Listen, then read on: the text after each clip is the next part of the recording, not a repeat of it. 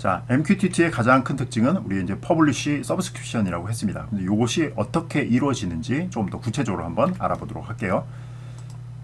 자, 여기 보면은 요 그림 뭐 좀 복잡해 보일 수도 있는데, 여기서 이제 브로커라는 거는 이제 그 MQTT 프로토콜 상에서의 가장 핵심이라고 할 수 있어요. 그래서 우리 브로커가 부러지면은, 브로커가 망가지거나 브로커가 다운되면은 이 MQTT 프로토콜을 사용해 가지고 데이터 전송하는 그 전체 체계가 망한다고 보면 되겠습니다. 그래서 이게 이제 굉장히 원 포인트 페일리어, 이게 굉장히 이제 싱글 포인트 페일리어의 위험이 있는 그런 거죠.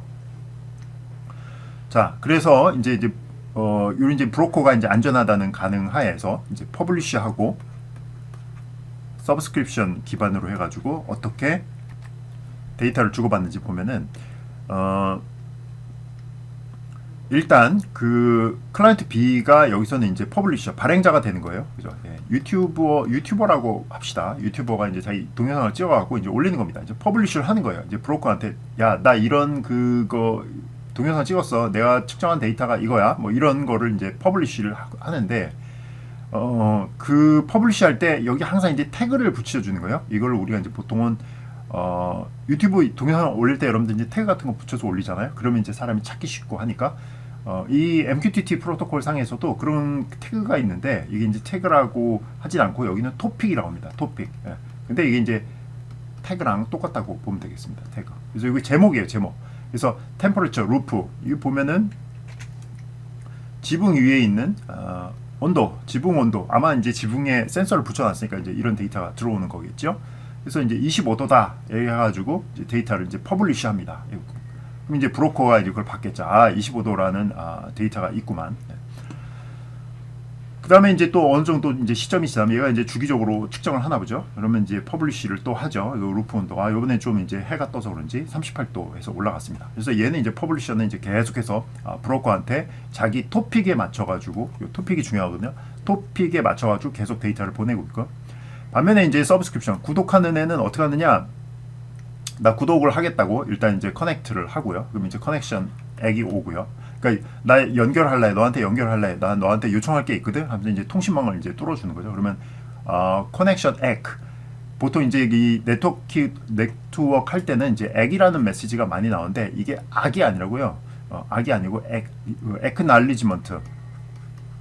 액날리지먼트라고 하는데, 잘 알아들었다라는 응답, 오버,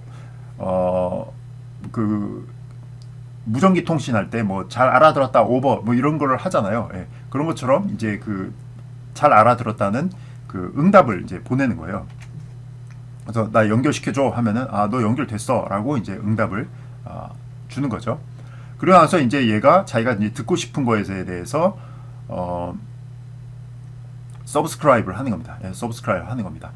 내가 이제 그 루프에 있는 템퍼레이처에 대해서 내가 그걸 듣고 싶어. 그것에 대해서 이제 오면 나한테 자동으로 알림을 줘. 라고 이제 합니다. 그러면 잘 보세요. 여기서. 그 얘가 이제 구독한 시점보다 이미 25도라는 온도가 퍼블리싱 된 게 그 시간상으로 더 위잖아요. 그죠? 예. 그 더 미리 이전에 했음에도 불구하고 얘가 이제 리테인이라는 그런 옵션을 줘서 퍼블리시를 할 수가 있거든요. 그렇게 되면은 얘가 그 마지막 데이터 하나는, 그러니까 들어온 최근 데이터 하나는 늘 가지고 있을 수가 있거든요. 그래서 요거를 이제 계속 들고 있습니다. 들고 있다가 얘가 구독을 하러 왔잖아요. 그러면 바로 이제 그 데이터를 줍니다. 물론 이제 리테인이라는 옵션을 안 주면 요 뒤늦게 이 서브스크라이브 한 애는 이전에 퍼블리시한 정보는 들을 수가 없어요.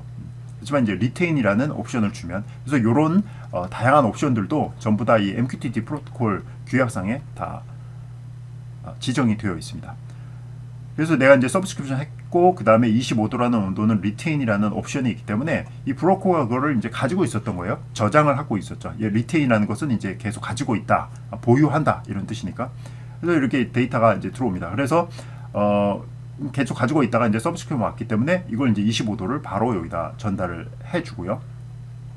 그 다음에 이 클라이언트 A는 자기가 서브스크라이버이기도 하지만, 구독자이기도 하지만, 자기도 퍼블리시를 또 할 수가 있어요. 내가 다른 사람 유튜브도 보지만 나도 유튜버일 수도 있거든요. 그럼 이제 자기 마음대로 이제 자기 데이터를 갖다가 나는 그 바닥에 있는 온도 센서야. 온도 20도네. 이렇게 하고 이제 퍼블리시를 합니다. 근데 이제 아무도 구독자가 없는 거죠. 슬픈 유튜버의 현실이죠. 예, 구독자 0명. 그러니까 이제 그렇지만 이제 이 브로커는 혹시라도 뭐 있을까 해가지고 이 데이터는 받지만 여기 또 이제 리테인이라는 키워드가 없잖아요. 그러다 보니까 이제 들어왔는데 아무도 없다. 그러면 이제 없네. 이러고서 이제 브로커는 버리게 되는 거죠. 슬픈 메시지입니다.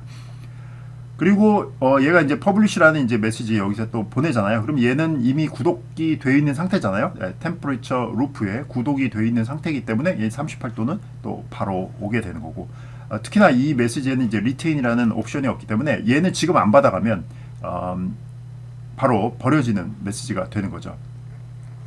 그 다음에 이제 뭐 그 연결을 끌 때 뭐 디스커넥트 하면 이제 더 이상 여기 이제 퍼블리시가 들어와도 얘한테 이제 서브스크립트는 안 하는 거죠. 그래서 이제 커넥트하고 디스커넥트하고 뭐 이런 것들이 아주 굉장히 자유롭게 들고 나는 것이 굉장히 자유로운 그런 구조로 되어 있습니다. 물론 이제 브로커에 어떤 유저 아이디라든가 패스워드 이런 거를 걸어가지고 지정된 사용자들만 들고 나게 해줄 수가 있거든요. 이제 그런 것도 이제 다양하게 지원하는 이제 프로토콜입니다. 그래서 이 MQTT를 사용하면 어떤 이런 텔레메트리 환경에서 이제 브로커를 사용해서는 그럼 대용량 데이터를 보낼 수 있느냐? 사실 이제 브로커는 약간 대용량 데이터는 아니고요. 아주 소용량 데이터, 아주 작은 데이터, 그러니까 센서 데이터 이런 거에 이제 굉장히 강점을 가지고 있습니다. 자, 이 슬라이드를 통해 갖고 여러분들이 대충 이 MQTT가 어떻게 동작을 하는지는 이제 아시겠죠, 그죠? 네. 기본적으로 퍼블리시, 서브스크라이브. 유튜브라고 똑같하면 돼요. 유튜브에 내가 구독과 알림, 그 구조로 되어 있다. 그래서 뭐 비슷비슷합니다. 모든 그런 그 뭐 유튜브에서 사용하는 거나 뭐런 IoT에서 사용하는 그런 개념이나 거기서 거기인 개념이라고 생각하면 될 거고요. 자,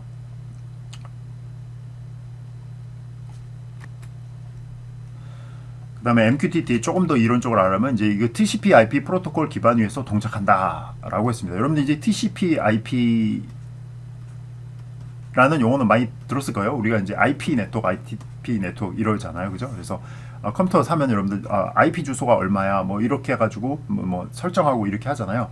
그러니까 이제 이게 우리 그 모든 요즘 인터넷에 데이터 교환하고 돌아다니는 것들에 대한 이제 표준 프로토콜이에요. 그 위에서 동작을 하니까 이 사실 MQTT는 이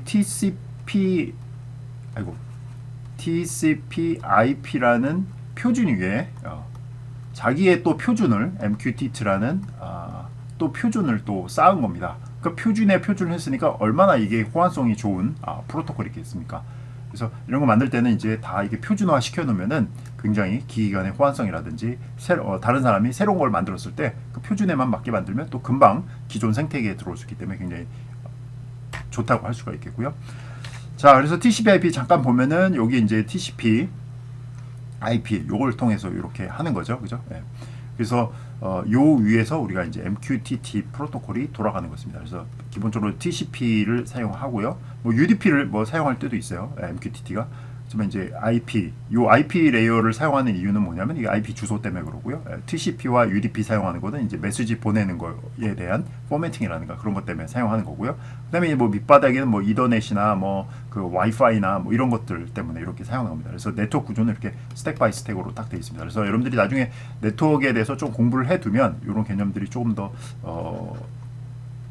그 머릿속에 들어올 텐데 지금 이 슬라이드에서는 여러분들이 그것만 알고 있으면 되겠습니다. MQTT 자체도 그 표준인데 MQTT가 또 다른 표준인 이 TCP/IP 위에서 여기가 MQTT라고 그랬죠. 자, 얘가 표준 위에서 또 이렇게 돌고 있기 때문에 표준의 표준. 그래서 굉장히 표준적인 프로토콜이다. 요거를 이해하시면 되겠습니다. 그래서 MQTT가 나온 것은 인베디드 디바이스 같은 로우 프로파일 플랫폼, 그러니까 텔레메트리, 그 원격 측정하기 위해서 만든 프로토콜이거든요. 그러니까 굉장히 사양이 낮은 데서 잘 돌겠죠. 그러니까 인베디드 디바이스에 굉장히 잘 맞고요. 그다음에 로우 밴드위스, 즉 네트워크가 뭐 광넷이 아니라도 그리고 네트워크 그 연결 상태가 굉장히 안 좋은 상황에서도 잘 보낼 수 있도록 해놨습니다. 그래서 원격 측정할 때 IoT, 뭐 센서 네트워크, 뭐 빅데이터 수집 이런 거 할 때는 기본적으로 MQTT 프로토콜이 굉장히 표준적으로 많이 쓰이는 프로토콜이다 이렇게 이해하시면 되겠고요. 그 다음에 이제 quality of service라는 개념이 들어있습니다. 이것은 우리가 나중에 좀 실습을 할 때도 설명을 하겠지만, 요거는 이제 그 퍼블리셔와 서브스크라이버의 데이터를 주고받는 그런 것에 대한 그 품질이라고 할 수가 있어요. 요것에 대해서는 우리가 다음 동영상에서 계속 이어서 설명